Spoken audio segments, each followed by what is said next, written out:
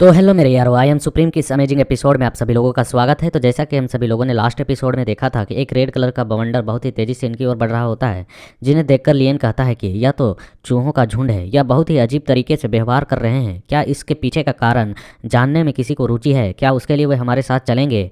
तभी हम miss king Luo को देखते हैं, जो अपने गर्दन में बने चेन को खींच कर तोड़ते हुए कहती है चिल्लाकर, मैं नहीं जाऊँगी। मुझे अभी याद आया कि मेरे गिल्ड के भीतर बहुत ही महत्वपूर्ण कार्य हैं जिन्हें मुझे करना है, इसलिए मैं इस जगह से छुट्टी लेने चाहती हूँ। अगर माउंटेन्स नहीं हिलेंगी तो पानी सर से ऊपर बहती रहेगी, इसलिए हम किसी और दिन फिर मिलेंगे। फिलहाल हम यहाँ से जाना चाहेंगे। और जो फैन होता है वह सामने की ओर देख रहा होता है। लियन कहता है कि क्या आपने अपना मन बना लिया है? क्या आप सचमुच में हमारे साथ नहीं आ रही हैं इस डिमन प्लेन में सर्च करने के लिए? मिस किंग लुओ कहती है, मैंने अपना मन बना लिया है। मेरा मानना है कि हमारे लिए यही होगा अच्छा कि हम अभी फ़िलहाल के लिए यहाँ से चले जाएँ और हम यहाँ से अलग हो जाएं, यह हमारे लिए बेहतर होगा। और फिर लियन तक आवाज़ आती है, आपकी इतनी दयालुता और इतने समय तक हमारी साथ देने के लिए बहुत बहुत धन्यवाद यंग मास्टर लियन। यह सुनकर लियन भी चुप होता है और वह कुछ चीज़ को सोचता है, और सोचने के बाद वह कहता है कि ठीक है, इस स्थिति में क्या आप लेडी किंग लुओ मुझे एक एक्सपेक्ट्रल बैटलशिप को कुछ समय के लिए उधार दे सकती हैं? यह सुनकर वह कहती हैं, आखिरकार तुम कह क्या रहे हो? क्या आपको लगता है कि यह कोई पत्ता गोभी है जिसे कोई भी जब चाहे इधर उधर से ले सकता है? अगर यह क्षतिग्रस्त हो जाता है तो क्या होगा? आप इसके बारे में जानते हैं? क्या आपको लगता है कि आप इसकी पूर्ति कर पाएंगे? फिर यह सुनकर लियन उधर से कहता है कि ब्रदर वुडी, मैं इनके बैटलशिप को उधार लेना चाहता हूँ, क्या आप मेरी इसमें कुछ मदद कर सकते हैं? यह सुनकर वुडी कहता है वहाँ से निकलते हुए कि बैटलशिप उनका है, इसमें मैं क्या कर सकता हूँ? मुझे अभी याद आया कि मुझे अपने सेक्टर के भीतर बहुत ही महत्वपूर्ण मामलों का निपटारा करना है, इसलिए मुझे यहाँ से विदा लेना चाहिए। अगर माउंटेन्स एक जगह पर रहेंगी तो जो पानी है वह हमेशा के लिए बहती रहेगी सर के ऊपर से, इसलिए हम किसी और दिन फिर मिलेंगे। यह माउंटेन्स वाला कोई कहावत है यार, ये लोग यहाँ से निकलने के लिए बार बार बोल रहा है। फिर यहाँ से क्यान वुडी जाते हुए कहता है कि अपना ध्यान रखना, टेक केयर, और यह कहकर वह वहाँ से गायब हो जाता है। और मिस किंग लुओ कहती है कि चूंकि हमने इतने लंबे समय तक कठिनाइयों का सामना किया है एक साथ, इसलिए मैं आपके ऊपर एक छोटा उधार दे सकती हूँ। और हम देखते हैं यहाँ पर लियन के पास एक बैटलशिप को उन्होंने शायद दे दिया होता है, या फिर लियन ने अपना निकाला होता है यार, पता नहीं। और लियन कहता है कि तब हम फिर कभी मिलेंगे, सभी लोग अपना ध्यान रखें। मैं आपसे यांग सिटी में पुनः मिलने की आशा करूंगा, यह वहाँ पर आप हमसे मिल सकें। यह सुनकर मिस किंग लुओ खुश होते हुए कहते हैं कि हाँ, हम निश्चित रूप से यांग सिटी में आएंगे, बेहतर होगा कि आप अपना ख्याल रखें। और लियन वहाँ से जा रहा होता है। फैन कहता है कि कम लोगों के साथ यह बैटलशिप बेहतर है। और फिर हम देखते हैं कि वहाँ से एक्सपेक्ट्रल बैटलशिप बहुत तेज़ी से निकल जाता है। और लियन फिर कहता है उफ, इस तरीके के रिएक्शन को देते हुए देखकर यफेन कहता है, यंग मास्टर लियन क्या हुआ? क्या यहाँ पर कुछ बेहतर नहीं है? क्या कुछ अजीब है? हम तो अब स्वतंत्र हैं ना अपने कार्य को करने के लिए, यह तो बहुत ही अच्छा चीज़ है। यह सुनकर लियन कहता है कि अभी जब मैंने हेवनली सोल ग्रास को अवशोषित किया तो मेरी सोल पावर बहुत ही अधिक पीक तक पहुंच चुकी है, चरम तक पहुंच चुकी है। मुझे ऐसा एहसास हुआ कि यहाँ पर कई सारे एक्सपर्ट्स छुपे हुए हैं और इस जगह पर नज़र रखे हुए हैं। मैंने उन्हें अपने साथ रोकने की कोशिश की, लेकिन वे नहीं रुके। मैं केवल यही आशा कर सकता हूँ कि वे छुपे हुए व्यक्ति बहुत अधिक दुर्भावना वाले ना हों, मतलब कि बहुत ही बुरे इरादे से ना आए हों, अन्यथा बहुत कुछ बुरा हो सकता है। और पीछे की ओर पलटकर देखता है कि मिस किंग लुओ और अन्य लोग खतरे में भी हो सकते हैं। ये सुनकर येफेन कहता है, तो ये बात अब हमें पता चल रही है, वे तो यहाँ से ऑन गोइंग हो चुके हैं, जा चुके हैं। तभी लियन कहता है कि ये फैन, आपने यहाँ पर नोक आर्क के ओहरा को महसूस किया? मुझे उस वक्त आपने इशारा से बताया था। ये फैन कहता है कि हाँ, मुझे एक तरह का आह्वान महसूस हुआ कि वह नोक आर्क जो है वह मुझे पुकार रहा है, बुला रहा है, ऐसा बहुत ही स्ट्रॉन्ग फील मुझे महसूस हुआ। यंग मास्टर लियन, नोक आर्क हमारे आगे की ओर ही हो सकता है। जहाँ तक इन की अनुभूति है वह बहुत ही तेज़ी से स्ट्रॉन्ग होती जा रही है। चूँकि टेंगजी के पास यांग की है, इसलिए इसका महसूस उसे भी पहले हो चुका होगा। लियन कहता है कि टेंगजी निश्चित रूप से उस स्थान पर प्रतीक्षा कर रहा होगा कि नोक आर्क हमें दिखाई दे, और साथ ही वह इस चीज़ का भी प्रतीक्षा कर रहा होगा कि इन की वाला बंदा भी वहाँ पर पहुँच सके। उन्हें ही आगे जाने देना बेहतर होगा, और उनके पीछे रहने से हमारा रास्ता आसानी से साफ होता चला जाएगा और वहाँ पर हम पहुँच भी जाएंगे। फिर हमें राइटर बताता है कि इस समय एम्पीरियल पवेलियन का एक्सपेक्ट्रल बैटलशिप अपने व्यापारिक गठबंधन में वापस नहीं लौटा, और हमें उसे एक जगह पर रुका हुआ दिखाया जाता है। और हमें दिखाया जाता है कि उसके सामने की ओर एक बहुत ही बड़ा अटैक हुआ होता है उस एक्सपेक्ट्रल बैटलशिप में, और उसके अंदर के सीन को दिखाया जाता है, जहाँ पर हम मिस किंग लुओ को देखते हैं एक मरियल हालत में, और वह बहुत ही डरी हुई, घबराई हुई और बहुत ही बुरी तरह से थकी हुई होती है, और वह रो रही होती है। और हमें उसके सामने का सीन दिखाया जाता है, जो सामने का मंजर होता है वह बहुत ही ब्रूटल होता है। उस एक्सपेक्ट्रल बैटलशिप पर मौजूद जितने अल्केमिस्ट, कल्टिवेटर्स होते हैं, उन सभी को हवा में लटका दिया गया होता है। और वहाँ पर हम उस सोल घोस्ट को भी देखते हैं, जो इन बंदों के शरीर से सोल को निकल रहा होता है। और मिस सेन को देखते हैं, जो मरी पड़ी हुई होती है मिस किंग लुओ के बगल में, इसके बॉडी से इसके सोल को निकाल लिया गया होता है और हमें दिखाया जाता है उस डिमोनिक मैन को जो इस सोल पपेट का मास्टर है, और वह कहता है कि सो ग्रीडी, कितना लालच भरा ये चीज़ है, अचानक इतना कुछ पुनः मैंने प्राप्त कर लिया है, 9वीं रैंक तक यह सोल पहुंच चुका है और यह इसे भी ब्रेक थ्रू करने वाला है। और हम देखते हैं कि वह अपने छड़ी को एक तरफ इशारा करता है, हमें मिस किंग लुओ के सर को दिखाया जाता है जिसे यहाँ पर बम से ब्लास्ट कर दिया गया है और चारों तरफ खून के छींटे पड़ रहे होते हैं, और उसके बॉडी से हम देखते हैं उसके सोल को निकाल कर यह सोल पपेट खा रहा होता है।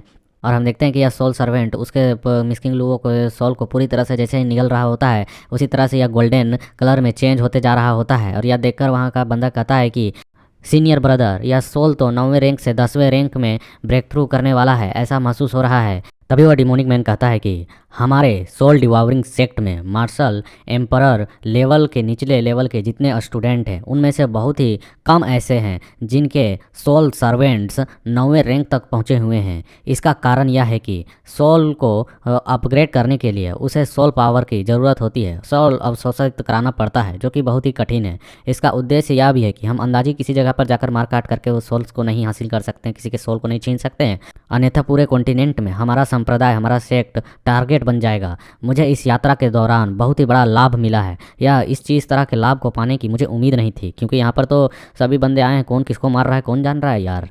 यहाँ पर तो सभी को एक दूसरे को मारने के लिए और कुछ चीज़ें हासिल करने के लिए ही आया, इसलिए इससे कोई इफेक्ट नहीं पड़ेगा यहाँ कितने लोग मारे जा रहे हैं। और फिर हम देखते हैं कि वह जो सोल सर्वेंट होता है वह गोल्डन लाइट्स जो चमकने वाला होता है वह नहीं चमकता है, और फिर वह गोल्डन लाइट दूर हो जाते हैं। यह देखकर सर्वेंट हैरान होता है और फिर दूसरी ओर से यह कहता है कि क्या यहाँ पर अपग्रेडेशन विकास जो है इसका रुक गया है, यहाँ पर लगता है थोड़ी सी और सोल पावर की आवश्यकता है जो इसके लिए पर्याप्त नहीं हो रहा है।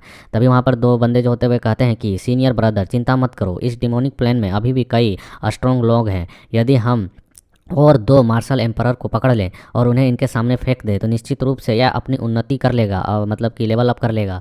यह सुनकर वह बंदा कहता है वास्तव में आप सही कह रहे हैं कनिष्ठ ब्रदर, मतलब कि जूनियर ब्रदर्स। और हमें दिखाया जाता है कि उसके सामने जो सोल पपेट होती है इन दोनों के पीछे आ जाती है और यह देखकर वे समझ नहीं पाते हैं, और तभी वह सोल पपेट अपने आंखों को खोलती है और एक स्माइल देती है डरावनी सी, और हम तभी वहाँ आवाज़ आती है कि 2 और मार्शल एम्परर लेवल के वॉरियर निश्चित रूप पर इसे 9वीं रैंक से 10वीं रैंक में पहुँचा सकते हैं, अपग्रेड कर सकते हैं। और हम देखते हुए जो सोल सर्वेंट होती है वह तुरंत ही इन दोनों बंदों को पकड़ लेती है और इनके बॉडी से इनके सोल को निकाल कर निगलने लगती है, और ये बंदे बहुत ही कसकर चिल्ला रहे होते हैं, दहाड़ रहे होते हैं दर्द में। यह देखकर उनके बाकी जो 2 साथी होते हैं वे बहुत ही हैरान हो जाते हैं, कहते हैं व्हाट, आखिरकार ये क्या हो रहा है। और वे दोनों ही इससे डर के बहुत ही पीछे चले जाते हैं और वे कहते हैं कि सीनियर ब्रदर आखिरकार आप क्या करने की कोशिश कर रहे हैं। तभी वह बंदा कहता है कि मेरे दोनों लिटिल जूनियर ब्रदर डरो मत, यह बहुत ही करीब है, यह समझ लो कि समाप्त ही होने वाला है। यह सोल सर्वेंट सफलतापूर्वक विकसित होने वाला है, मैं इसका और इंतज़ार नहीं कर सकता हूँ। यह 2 लिटिल जूनियर ब्रदर्स की जो कुर्बानी है यह वास्तव में बहुत ही महत्वपूर्ण है। इन 2 बंदों के मरने के बाद इनका जो भी ट्रेजर है वह आप रख सकते हैं, और इनके सोल को डिवावर करने के बाद मेरा पपेट 10वें रैंक तक पहुंच जाएगा, जिसकी वजह से मैं बहुत ही स्ट्रॉन्ग हो जाऊंगा। और यहाँ पर मेरा मानना है कि आप दोनों इनके ट्रेजर्स को लेने के बाद आपको ठीक से याद नहीं होगा कि यहाँ पर अभी क्या हुआ।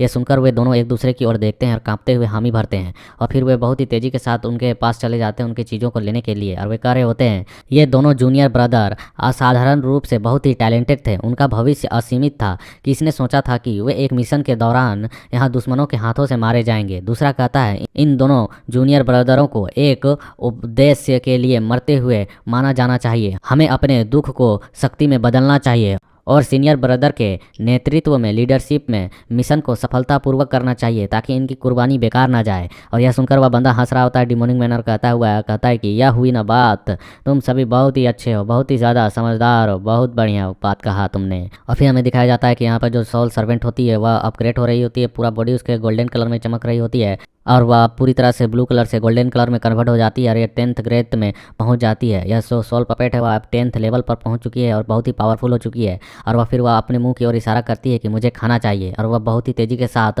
अपने बड़े से मुंह को खोलकर अपने ही मास्टर को खाने के लिए आगे की ओर बढ़ जाती है। यह देखकर वह डिमोनिक मैन और एक्साइटेड हो जाता है, खुश हो जाता है, कहता है कि बुरा नहीं है, एक बार जब सोल सर्वेंट 9वीं रैंक से 10वीं रैंक तक पहुँच जाता है तो उसके अंदर माइंड कॉन्सिनेंस विकसित हो जाता है, अपनी बुद्धि धीरे धीरे आने लगती है एक छोटे बच्चे की तरह। मुझे वास्तव में एक सोल डिवावर के रूप में आपका यह भयंकर रूप बहुत ही पसंद है। हालांकि एक मास्टर यानी कि एक मालिक होता है और एक सोल सर्वेंट होता है। यह कहकर वह अपने फ्लैग को आगे की ओर लाता है, जिससे उसे बहुत ही खतरनाक चोट लगती है और वह पीछे की ओर डर के मारे रुक जाती है। और वह कहता है कि चूंकि यह एक गुलाम है तो इसे अपनी जगह बहुत ही अच्छे तरीके से पता होनी चाहिए, यह इसके लिए बहुत ही इंपॉर्टेंट है। और हम देखते हैं फिर वह सोल सर्वेंट को जो इसके सामने झुकी हुई होती है और वह कहता है कि अब यह समझ चुकी है। और पीछे हम देखते हैं दो बंदे कह रहे होते हैं 9वें रैंक से सोल सर्वेंट को 10वें रैंक में पहुंचने के लिए बिग ब्रदर को, सीनियर ब्रदर को बधाई हो। एक बार जब हम सेक्ट में वापस जाएंगे तो आपको आपके पद से एक बड़ा पद दिया जाएगा। और हम देखते हैं यह सुनकर वह बंदा कहता है कि अब से तुम दोनों मेरा अनुसरण करोगे, मेरा ही साथ दोगे, मेरे ही पीछे चलोगे और मैं कभी भी तुम दोनों के साथ बुरा व्यवहार नहीं करूँगा। यह सोल सर्वेंट अभी 9वें रैंक से 10वें रैंक में उन्नति किया है, लेकिन फिर भी यह काफ़ी कमज़ोर है। इसे पोषण की और भी बहुत सारी आवश्यकताएं पूरी करनी है। हमें इस डीमन प्लान में और भी लोगों को खोजना होगा। यह डीमन प्लान हमारे लिए एक हेवन की तरह है। यह सुनकर वे बंदे रो रहे होते हैं और वे कहते हैं मैंने शुरू में सोचा था कि एक बार जब यह 10वीं रैंक तक पहुँच जाएगा तो आनंद लेने की बारी हमारी होगी, हम भी अपने सोल सर्वेंट्स को और स्ट्रॉन्ग कर पाएंगे। लेकिन ऐसा लगता है कि यहाँ पर यह अभी भी कह रहा है बंदा कि इसका सोल सर्वेंट कमज़ोर है। हमें यहाँ पर केवल कुछ खजाने चुनने को ही मिलेंगे, इसके अलावा कुछ नहीं। यहाँ हम सिर्फ कचरा इकट्ठा करते रह जाएंगे। और वे कहते हैं कि सीनियर ब्रदर, क्या अब हमें मनी सेक्ट का पीछा करना चाहिए क्योंकि उनके पास ज़्यादा लोग हैं, या फिर उन कुछ भटकते हुए लोगों का पीछा करना चाहिए जो एक्सपेक्ट्रल बैटलशिप से अलग हो गए थे। यह सुनकर वह डिमोनिक मैन कहता है कि हमें उन पीछे छूटे हुए लोगों का पीछा करना चाहिए। वह बच्चा जो अलग बैटलशिप लेकर निकला स्पेशल रूप से, उसके पास एक पर्पल ट्राइपॉड है, वह जो कि 9वीं रैंक का आर्टिफैक्ट है। मेरे समझ में भी यह बहुत ही आगे लेवल का आर्टिफैक्ट है। यह कम से कम 9वीं रैंक के पीक लेवल का आर्टिफैक्ट होगा। यह सुनकर वे हैरान होते हैं, कहते हैं क्या 9वीं रैंक के पीक लेवल का? मैंने तो सुना है कि हमारे सेक्ट के जो लीडर है वही इसी तरह के आर्टिफैक्ट को पोजेस करते हैं, इसके अलावा कोई नहीं। यह सुनकर वह हंसने लगता है डिमोनिक मैन और कहता है कि उस पर्पल ट्राइपॉड के अलावा जितने भी खजाने उस बंदे ने दिखाए हैं वे सभी तुम दोनों के रहेंगे। जब तक तुम दोनों निष्ठा के साथ मेरा अनुसरण करोगे, ईमानदारी के साथ, मैं निश्चित तौर पर तुम दोनों के साथ कभी बुरा नहीं करूंगा। यह सुनकर वे कहते हैं कि सीनियर ब्रदर का बहुत बहुत धन्यवाद। और वहाँ से वह बंदा जाते हुए कह रहा होता है आगे की ओर की चलो एक बार जब हम खजाने पर कब्जा कर लेंगे तो हम चारों इस 4 एक्सट्रीमली सेक्ट की ओर भी बढ़ेंगे और वहाँ पर अपने सोल सर्वेंट्स को और भी स्ट्रॉन्ग बनाएंगे। तो मुझे उम्मीद है कि इस सफ़र के दौरान तुम लोगों के जो सोल सर्वेंट है वे कम से कम 8वें रैंक तक जरूर ही रिफाइन हो जाएंगे, जो हमारे आगे वाले समय में बहुत ही बेहतरीन तौर पर काम देंगे। और फिर हमें दिखाया जाता है कि वे बंदे वहाँ से चले जाते हैं और पीछे की ओर सिर्फ लाशें छूटे हुए रहते हैं। सभी बंदे वहाँ पर मरे हुए पड़े हुए रहते हैं। फिर हमारा सीन कुछ समय के बाद लियन की ओर शिफ्ट होता है, जहाँ पर लियन कह रहा होता है कि ऐसा लगता है कि यहाँ पर व्यापारी गठबंधन के अलावे इस उत्तरी क्षेत्र में कई ताकतें कार्रवाई कर रही हैं, अपने अपने काम कर रहे हैं, लेकिन उनमें से अधिकांश का अंत बहुत ही विनाशपूर्वक हुआ है, मतलब कि बहुत ही बेकार तौर पर मारे गए हैं। इन्हें सफ़र के दौरान में कई लोग मिले भी होंगे ना मरे हुए, इसलिए। और फिर ताऊ गुआन कहता है कि आगे क्या होने वाला है। यहाँ आध्यात्मिक किवाई का स्तर एक सेक्ट को स्थापित करने के लिए एकदम परफेक्ट है। यह लालच दे रहा है कि इस जगह पर एक सेक्ट होना चाहिए ताकि बंदे अच्छे से कल्टीवेट कर सकें। यहाँ किवाई एनर्जी बहुत है। लियन कहता है यह स्थान ना तो वास्तविक रूप है और ना ही भ्रम है। यह आध्यात्मिक एनर्जी यहाँ पर उपस्थित तो है और अनुपस्थित भी है, रहते हुए भी नहीं है। मानो यहाँ पर इल्यूजन और रियलिटी को मिक्स कर दिया गया हो। ऐसे स्थानों पर अक्सर बहुत ही पावरफुल फॉर्मेशन लगे हुए रहते हैं, इसलिए हमें यहाँ पर बहुत ही सतर्क होकर आगे बढ़ने की आवश्यकता है। फिर हमें वर्ल्ड गॉड मोमेंटम के अंदर का सीन दिखाया जाता है, जहाँ पर हमारा डिवाइन ट्री मतलब कि लिटिल वू होता है, वह लेटा हुआ होता है और वहाँ पर वह बहुत ही छोटे की तरह होता है। और हम देखते हैं लियन जैसे वहाँ पर सोल फॉर्म में आता है, उसे देखकर वह ग्रीट करता है। और फिर हम देखते हैं इसके इस तरह के व्यवहार को देखकर लियन हंसते हुए कहता है कि तुम मेरे साथ खिलवाड़ कर रहे हो, मजाक कर रहे हो।